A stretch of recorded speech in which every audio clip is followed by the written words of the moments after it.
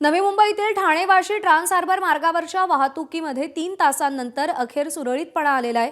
कोपरखैरणे ते तुर्भे दरम्यान असलेल्या रेल्वे रुळाखालची खडी वाहून गेल्यानं वाहतूक ठप्प झाली। सध्या या ठिकाणी काम पूर्ण करण्यात आलं असून खडी भरण्यात आली आहे। दरम्यान ट्रान्स हार्बर रेल्वे सुरू झाली असली तरी कमी वेगानं धावतीये।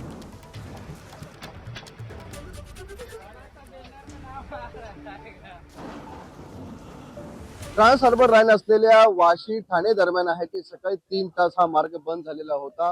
कोपरखैरणे रेल्वे स्टेशन ते गणसूर रेल्वे स्टेशन दरम्यान जो ट्रॅक आहे त्या ट्रॅकच्या खालील खडी वाहून गेली होती। मी सध्या त्याच ठिकाणी आपण पाहताय की इथे अद्याप आहे ते काम चालू आहे। मात्र सकाळी 6:30 वाजता आहे ते या ठिकाणी ही घटना घडल्यामुळे सकाळी 3 तास हा मार्ग बंद झालेला होता। दोन्ही मार्गिका बंद होत्या, त्यामुळे सकाळी जी लोक कामाला जात आहेत मुंबई ठाणा नवी मुंबई त्या लोकांना प्रचंड मोठ्या प्रमाणामध्ये त्रासाला सामोरं जावं लागलेलं होतं। हा जो ट्रॅक तुम्ही पाहता या ट्रॅकच्या खालील आहे ती माती पूर्ण वाहून गेली होती, खडी वाहून गेली होती। रात्रभरामध्ये जोरदार पाऊस पडला होता आणि त्याचाच परिणाम म्हणजे ही खडी वाहून गेल्यामुळे या ठिकाणी सकाळी 3 तास हा तो मार्ग बंद झालेला होता।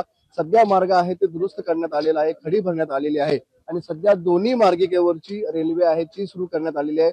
मात्र रेल्वेचा वेग आहे तो कमी करण्यात आलेला आहे, मंदावलेला आहे। त्यामुळे सध्या जरी ट्रेन सुरू झाली असली तरी वेळेत ट्रेन धावत नसल्याने सुद्धा लोकांना कामाला जाण्यासाठी उशीर होताना या ठिकाणी पाहायला मिळतोय।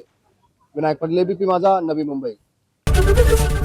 एबीपी माझा, उघडा डोळे बघा नीट।